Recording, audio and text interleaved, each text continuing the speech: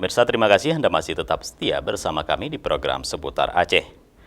Kantor pemerintah Bupati Aceh Tengah ditutup untuk sementara selama 3 hari. Penutupan kantor pusat pemerintahan Kabupaten Aceh Tengah tersebut pasca seorang ASN terkonfirmasi positif COVID-19.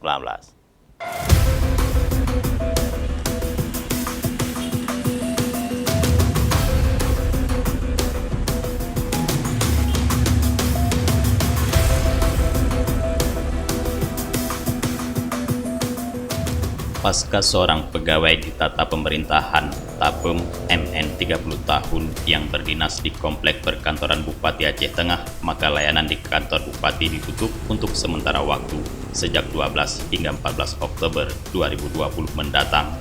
Penutupan ini dilakukan untuk menghentikan penyebaran dan memutuskan mata rantai penyebaran COVID-19.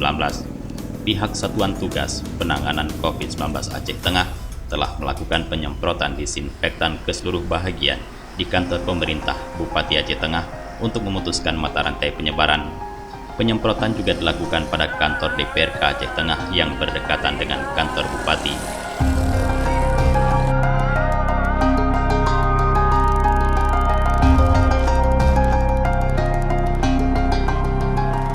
Yang terus terjadi peningkatan kasus yang ada di Kabupaten Aceh Tengah.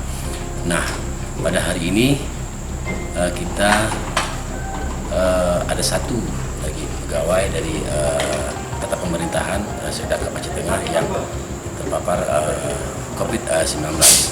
Nah, tentunya hari ini juga kita menutup kantor tersebut, termasuk juga kantor di Sedakap Aceh Tengah, bukan hanya Tapem, tapi juga ada humas, ada organisasi, ada hukum. Itu kita tutup selama 3 hari dari tanggal 12 sampai dengan tanggal 14 Oktober 2020 ini.